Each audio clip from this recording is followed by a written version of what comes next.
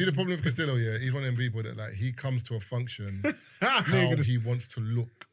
Yeah, not for the weather. Not for the weather. Because he's in, but he's no jacket. No, I got a jacket. It's in the car, but still. Yeah, the one with the fur thing, innit? You love a fur jacket, bro. Bro loves a fur collar. I know Christina for years, you know. I've known everybody since I was 23.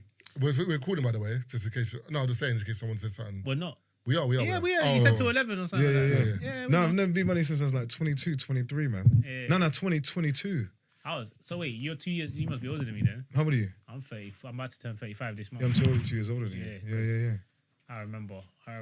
Sunday show day. Those, do you know what? It's like, you know what the maddest thing is? Like, do you ever think back? Like, I'm not gonna lie. Like, you see back then in like Sunday show days, yeah, I was so enamored with like people like yourself, Mo, Travis, and all that stuff because I was just like the confidence that you guys had. I was like, I used to just look at you guys and I used to leave. Comedian or something, B? I did stand up, yeah. Oh, serious? Like he was amazing at stand No up. YouTube, because if you cancel Ginger J, God knows what you do to me. Oh God! I didn't know that, you know. But Did stand up. he was back in the day, man. So why did you stop? It wasn't for me. I always wanted to do comedy and say something. I wanted to be funny, but I wanted to be informative or educate. You know what I'm saying some shit like Chris Rock or Dave Chappelle. And I just went down. I you know, like when there's a gospel artist whose music is not slapping, so they go down the secular sexual route. I kind of did that, just going down just the trash talk because it was easy. And I fell out of love with it. But so I just hope that when I get older, something I would revisit, just if I could have revisited it older with more knowledge. But it was just like a hustle to me. I did it like selling weed, bro. But this is what I mean. Like when I used to go to Sunday show and I used to love it there. But when I left, I used to feel bad in myself because I used to say to myself like these guys. I said it's like, what an amazing talent, and it's effortless. It's like water. When I watch you guys, I just watch you and I'm like, it's just water. Like he just goes on the stage, just controls everybody. Everybody's like in the palm of your hand, and he's talking. They listen to every word that you say. And I used to just be like, this guy's sick, man. And it's like the confidence and this the aura. And I used to say to myself, I wish I had that shit, man. It was amazing. Do you know how mad life is? That you had two different people look at themselves in two different ways.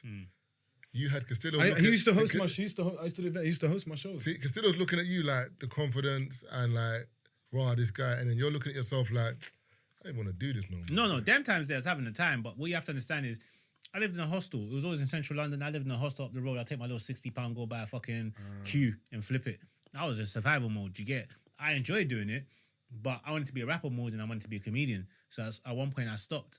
And I stopped. But the difference is, so you're looking at me that way. I'm looking at you in the sense that, wow, the whole time I was here being a clown, right? That's how I'm looking at it. Like because I would go to these events, because that's the one thing I rate about Taser. I always told Taser, I knew Taser from college. So I always said that I think this guy's going to be rich because Taser's always been entrepreneurial. You've done the same thing. Look at you today, bro. No, but I'll tell you one thing. Wait, hold on. I'm giving my flowers, then you can look back. All right, cool.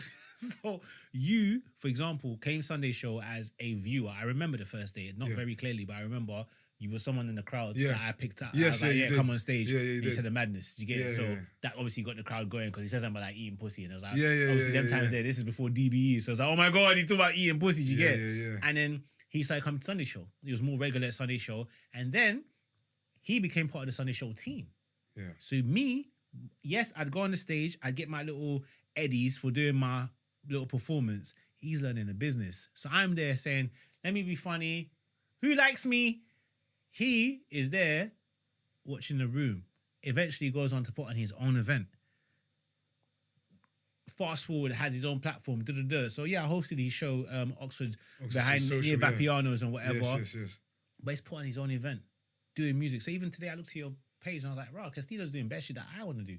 But it was to get to the point where today you're even now launching your own hair products. Yeah. Do you get what I'm saying to you? That transformation, boxing, you was doing all that stuff. Yeah. So that entrepreneurism is like, wow, that's something that I admire. Taser, I remember Taser was doing, one point Taser obviously was doing 40s because obviously we launched it before. He was selling fucking USB sticks, gold USB sticks. Do you get doing the parties with Matt. Matt Bridgman was working in flipping. She was doing Sunday show as well. Yeah, but even before that, he was working in Global Sports. That's where I first met Matt. So these people have been entrepreneurial. So yeah, I'm cool, I'm entertaining, but I've met all these people that also have the business side of things, and I've always admired that, and I thought like I like that a little bit. You get what I'm saying? So cool, you could say, just to say how the two people are looking at each other, I wasn't really looking at it like I'm not really enjoying it. It's just that later on in hindsight, I was like, damn, I wish I did more of the business side of things. You get what I'm saying to you? So yeah, sorry. But you know, the maddest thing is, the only reason I did events because I was afraid of going on stage. That's mad. But really and truly, I actually just wanted to be. I wanted to be at the front. Yeah. So I was lying to myself. I said, just be at the back. So it's kind of like being at the front. Like that sounds bad. That's a pause. That's a little card. Bro. No, I let that one go. But like for me, it was like a fear. Yeah, And I used to hate myself for it because I'd watch him. I'd watch Travis J, Mo, and they do their thing. And I'd love when they did it. And I'd go home and I'd love the Sunday show and I'd hate myself on the bus ride back. I said, you're such a coward. You're so afraid. You're so weak. That's I remember one mad time how he they said to call me, say bye to the crowd. I was like, yeah, bye everybody. And Maybe like Russell, what's the bad man's name again? Yeah, Russell Simmons. I Simmons, said, bye I everybody. remember. And I said, you do. And he came back and he just wrapped up. But I was so angry at myself that I had so much fear. So how did you become so confident? Because, bruv, the survival, bruv. I was literally at my biological mum's house, bruv, and she's got schizophrenia. There's really like bad conditions in there, and then that's when my life was going really bad, like literally. And I was just there, working at Blue Arrow, and I said, "Fuck!" I went to work, and then like this girl at my workplace, this black girl, she's like, "Where are you from?" And I'm like, "Here." She's like, "So why the fuck are you doing this?" And she's like, "You're here with all like bare people here that don't even speak English." And she goes, "Did you go to school?" And I was like, "Yeah." And she's like, "So what are you doing?" Like, do you know what I mean? And I was like, and that's when it hit me in it. And then just for desperation, bruv, it all came from Mo. So Mo, the comedian, a year before he blew up, I had an event, and then Mo headlined it. And then I asked him something. This is when he blew up with a couple of cans. I said, "Mo," I said, "You see when you went like viral and all that stuff, and like now this is like he's like super famous at this point." I'm like, Did you plan that? Or like, did it just happen?" And he looked at me and he was like, "Just happened." And I was like, "Oh." And then a year goes by and I'm doing my bureau work and I'm listening to all this stuff. I'm going to work and I'm just like coming back after work doing the kitchen porter thing. And then I literally just, one time I just was like, fuck it.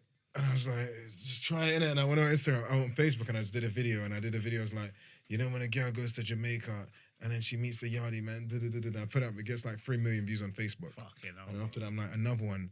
And then Steph London reposts it. Like, it's a video about, I said something like when gal talk about they don't like black girls, they like foreign things or whatever. These times, your girls like some fat Susan in a tracksuit. I said a video like that, goes viral. Steph London puts it on reposts it on her page. And then I was like, keep on doing it. I didn't want making no money, but I was just keep on doing it. Keep on, and it was giving me that feeling that I wanted. That feeling like, that stage feeling like, it's not the same, but that feeling of like, being seen, I'm being seen. yeah. That's it. And then I just like keep going. And I wasn't making no money for like 3-4 years of it. But then I was just keep going because it's giving you. So while you're going at Blue Arrow doing your shift, it's a nice little bit of escapism. Like I go on and like 10,000 people follow me now. And then you shared. That's when around you followed me. 10,000 followers around that time. So then that's when I was just keep going. But it gave me that feeling that I wanted. I really wanted to be on the stage.